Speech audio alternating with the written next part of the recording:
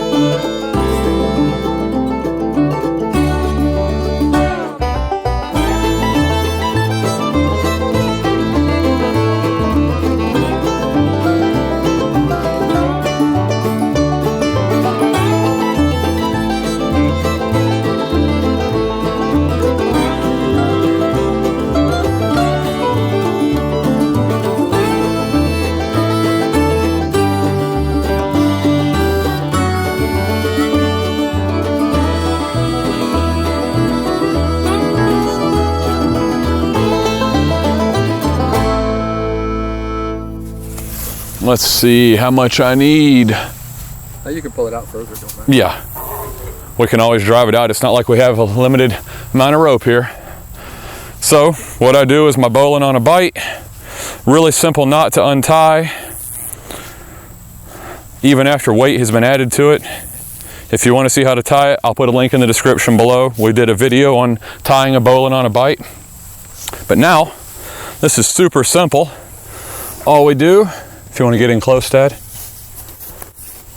all we do here is get our clevis hook and get that close, drop that bad boy down in. Let me plug my cotter pin back in. There we go. Okay, now we'll put those there. So that our excess rope and everything doesn't get destroyed and dragged around, we just take a carabiner, wrap it through the handles, and then hook it right there. It's not going anywhere. Keeps everything nice and tidy for us. We dug down, what is that, about 2.5 feet, Brian? Yep. And We've got the taproot exposed. We chopped the other roots off. Hopefully we can pull this tree out of the ground. See what happens.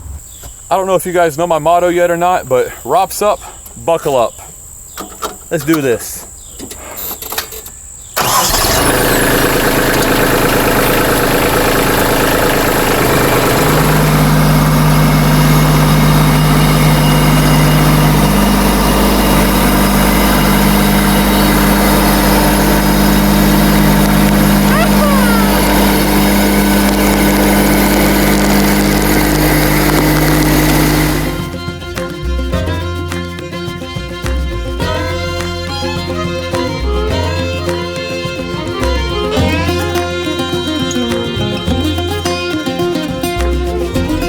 Yesterday wasn't enough of a hard workout. Yeah, we got sweet gum now. Yeah. Poplar's like breaking a toothpick. Sweet gum's like trying to break about a 2-inch hardwood log. Rubber band. Rubber band, true. It's like a rubber band. The stuff just bends. You can sink a splitting maul into it. When you can pull it out, the hole just closes up. Yeah, we tried it on a big one we had in our yard one time. We tried once. It was about 2-3 foot in diameter. Brian's like, I'll split this thing. He had a sledgehammer in the maul. He drove that sledgehammer. I drove the maul all the way into the shaft, and then you had to hit it back and forth, and it took about 30 or 40 whacks. We finally got it out of there. Wasn't fun. So this is day 2 on these trees. One tree yesterday, we're going to do 1 tree today, and we're going to call it a day. Notice we look pretty right now. We didn't look so pretty a little while ago when we finished up on that other one. No, we which did was not. Yesterday. But here's what we're working on today.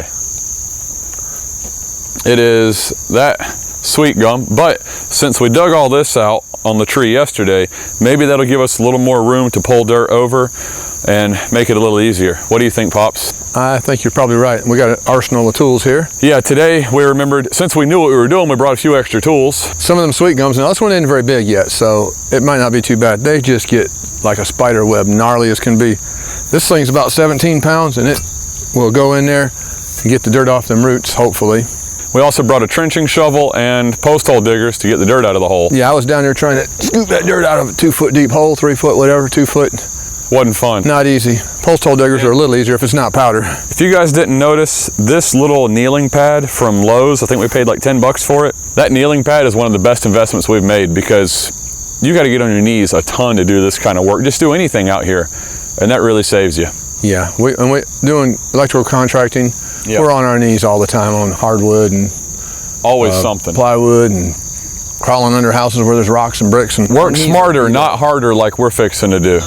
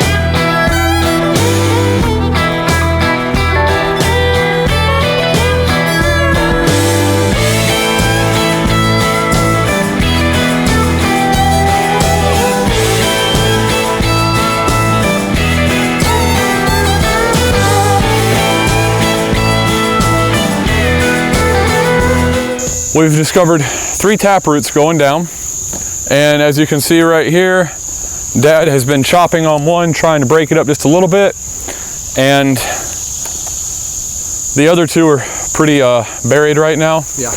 But we figure that it may break over May. So we're gonna give it a shot and see if it'll pull over. If not, we'll go back to chopping on tap roots. Like he said, the roots on these things are very rubbery, so sometimes they break, sometimes they don't. We're hoping for the best. One trick is, if you look down here, dig out under these roots that were going out, these lateral roots. If you dig out under them, over there, you dig out so there's space under. It gives that root somewhere to tip. So you want to kind of dig under them. Don't just cut them off. Dig under them and get some room. Probably be better to have a little more room out from under there. We don't have it. We're not yet. Pull it over. So let's see what happens.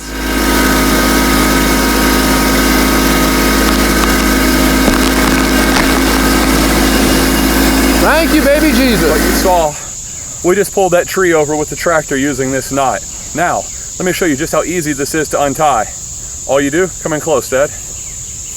All you do is grab the back side of this loop, pull down a little bit, get yourself some slack,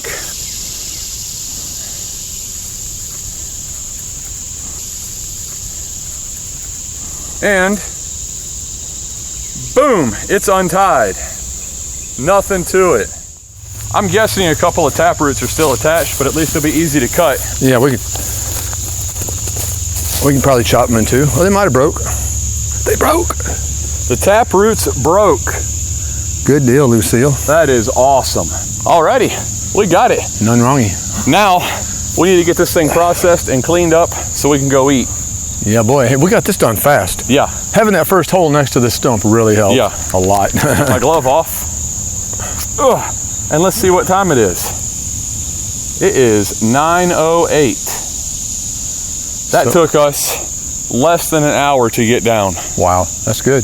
We did pretty good, in my opinion. Boy. Oh, yeah. All right, let's get back to it.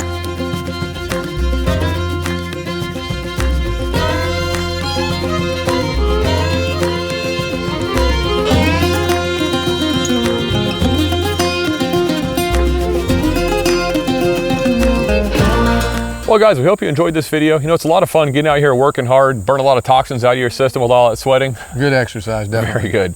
Definitely stay hydrated. Yeah. That's a key thing. We both really got wiped out during this. Oh yeah, we do that a lot. And then we get in the zone and don't think about it. You notice in the time lapse, we're both sitting down here and there. And it's just, we were exhausted because we weren't drinking enough. So we've tried different energy drinks. Yeah. And one thing we've learned is Pedialyte.